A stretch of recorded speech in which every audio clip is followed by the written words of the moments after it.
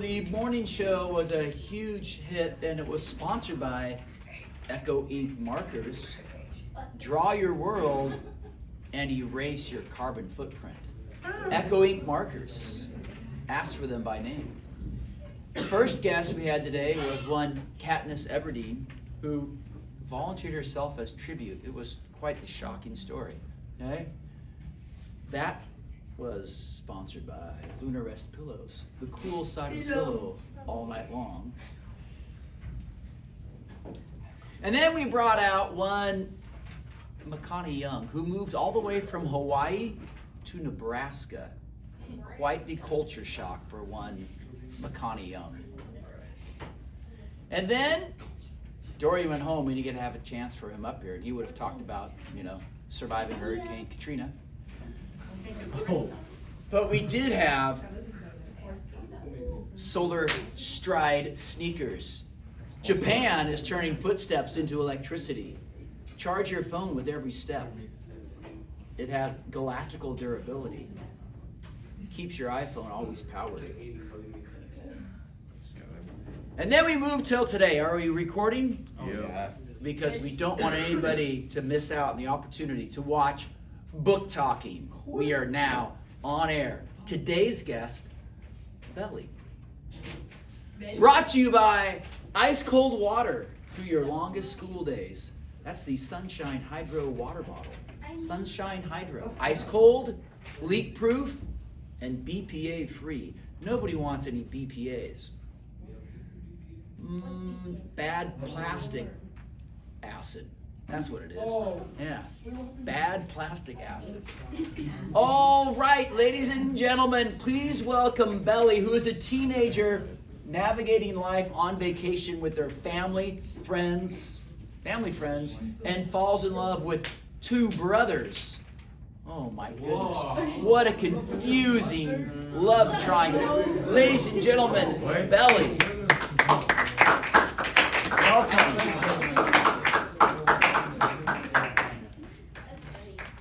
Okay, well, before I ask you too many details about Conrad and Susan's cancer, tell me about this love triangle here a little bit. What does it mean you're in love with two brothers? I've known them since I was a tiny little kid, and their mom is my mom's best friend. And yeah. Okay, now, who is Conrad? Conrad's the older brother, and who's Susan? His mom. Okay, so Conrad knows that his mom has cancer? Yeah, he was the only one who found out. So is Conrad one of these rude boys who turns his back to the camera when somebody's up front in class participating? Or is Conrad a respectable human who pays attention to his classmates? I pay very much. Okay. Anyway, why isn't Conrad telling anybody about his mom's cancer? Conrad doesn't want to tell everyone about Suzanne's cancer because he feels it'll he wants to keep everyone safe. And Conrad is Suzanne's oldest brother, or oldest boy, and he is always taking care of Jeremiah and the others, and he doesn't want to hurt them with the news. And also he feels it's Suzanne's place to tell them, not his. Suzanne being the mother. Yeah. Okay, then why does Suzanne tell Belly, right, you're Belly, why does this mom of the boys that you're in love with, it's hard to keep this straight, why does she tell you and Taylor that he reminds her of Susan and Laura when they were young? Suzanne relates to me and my best friend Taylor because she thinks she was just like us. Suzanne is more energetic and outgoing, kind of like Taylor, and my mom, Laurel, is more calm and laid back like me. And they've been best friends since forever, just like me and Taylor. All right, so the mom here, Suzanne, she wants you to be with which one of her sons? She doesn't care, just as long as they're happy, just one, yeah. Does she want you to be dating one of them, though? Yeah, just one. Suzanne has always known that I have a special connection with her boys, and as her dying wish, she says that she wishes that I fall in love with one of her boys. Suzanne believes that I am good for them and will keep them happy. Okay, now you have a friend, Taylor? Yeah. Are you jealous of Taylor? I feel jealous of Taylor when she's with the other guys because I know the other guys enjoy Taylor more because she has a lot different personality than me. She's more energetic and outgoing, and I'm more like laid back. Okay. So this summer trip that you have, looks like you're sitting on a lovely beach there. How did this summer trip come about? We've been going here since I was a child. It's Suzanne's house, and Suzanne's my mother's best friend. They've been best friends since high school, and we have always been close as families and decided to start a tradition to spend our summers together at Cousins, and yeah. Okay, now I've noticed that your name is Isabel, but you go by Belly. Why are you going by Belly? Because that seems like a weird nickname. I've gone by Belly since basically forever. It started, my dad used to call me Jelly Bean, and then it was shortened to Belly, and it has stuck with me ever since, and now just everyone calls me Belly. Okay, well, is there anything else about your situation, your life, you want our studio audience to know before we open it up to questions? No, not really.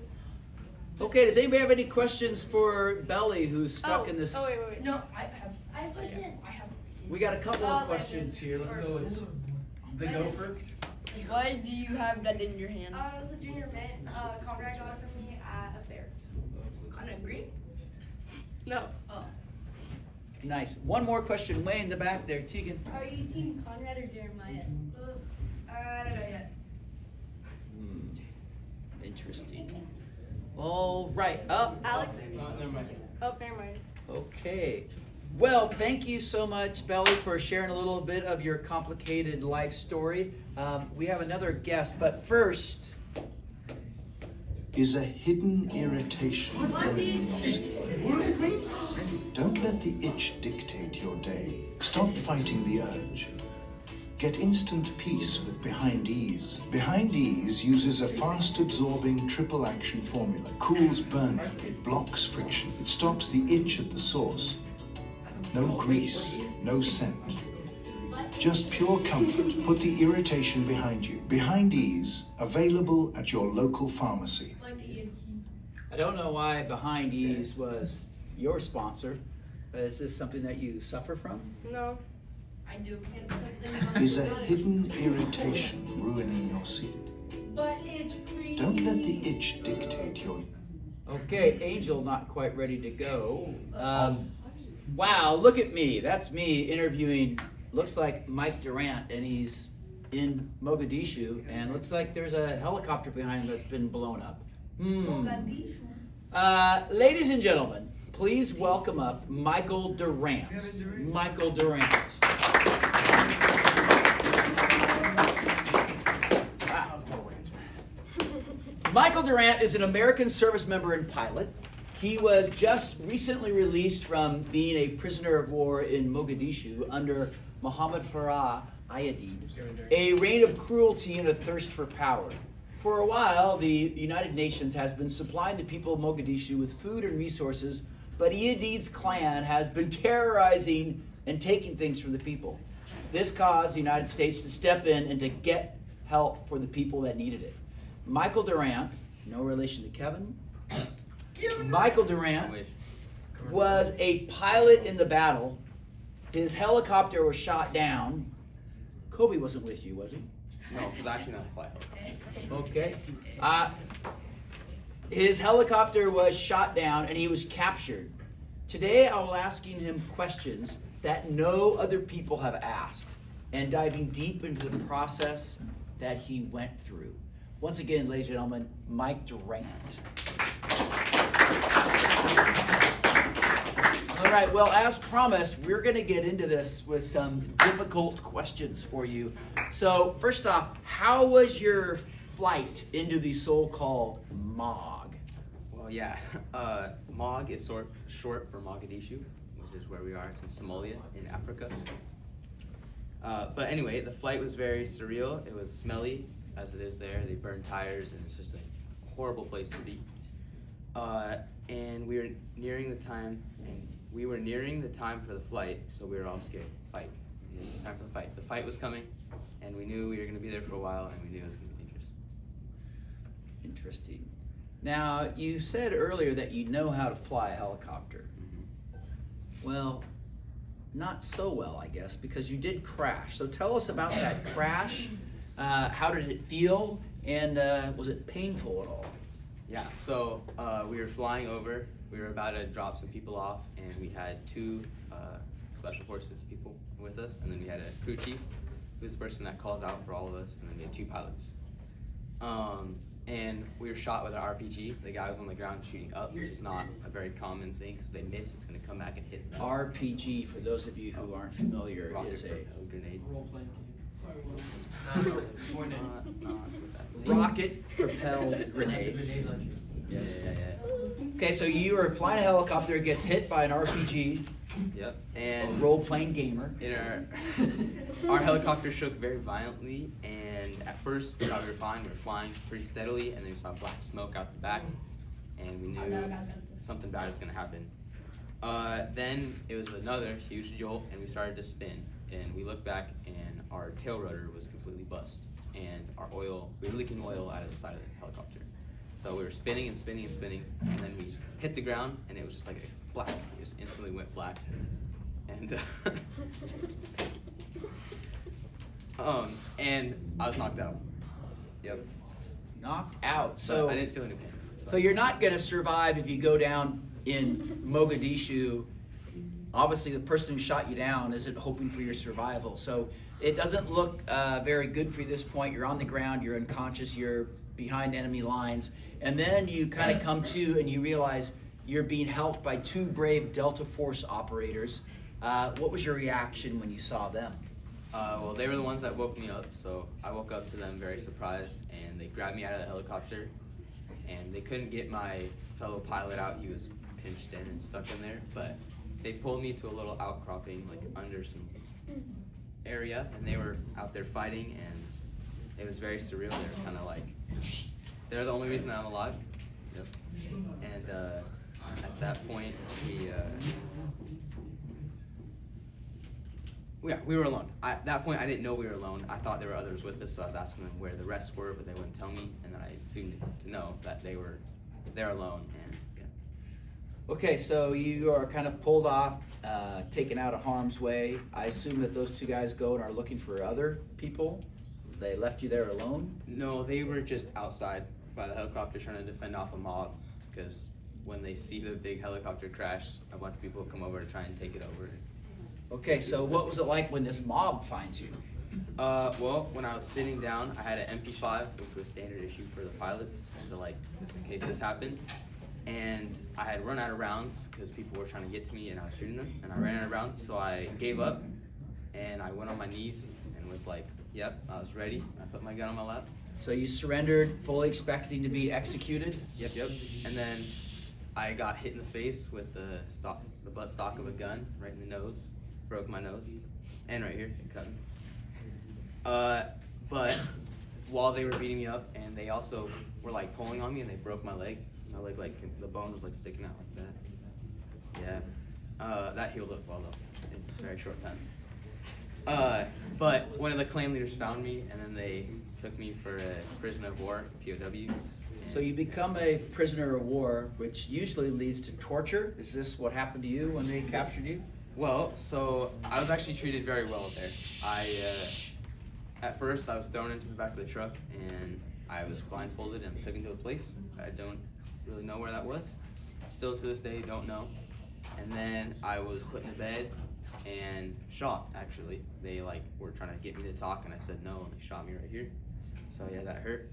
But after that, I was treated very, very well. I was given food, given water, given treatment for all my issues. So eventually they released you. Yeah. So we negotiated, not really negotiated. The United States of America kind of just told them let go, or bad things were gonna happen, and they did. So they transported me back to the UN, the United Nations compound, and I was turned back over. So you make your way back to America eventually from there. What was it like when you realized you were free and safe back in American hands? Yes, it was great. Although I was very well treated towards the end of my stay there, it felt really good because I was back in American hands and safe.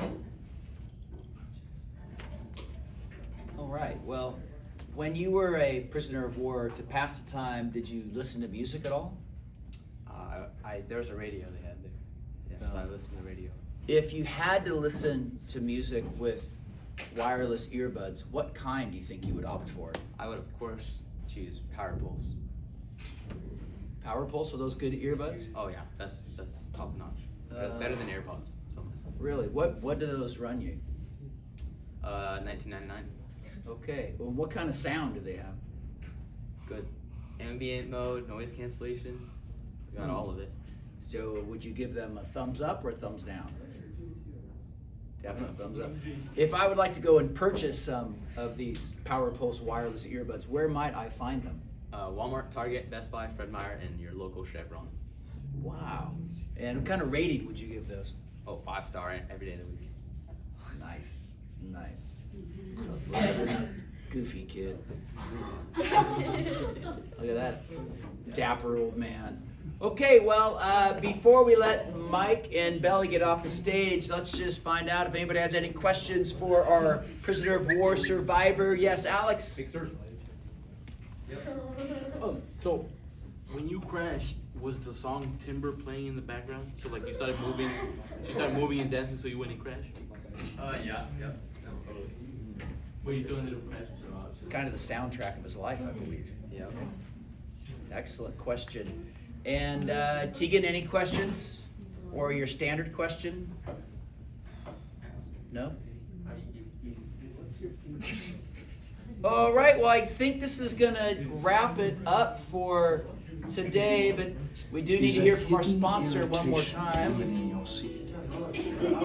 Don't let the itch dictate your day. Stop fighting the urge. It's Mary's butt. What? I don't know. What if clearer skin could happen while you sleep? Introducing Quick Cure Acne Patches, the overnight acne solution. Designed Hembicurus and to let you the bluntly. I don't know what it's saying there. Let's give them a round of applause as they make their way off the stage, please.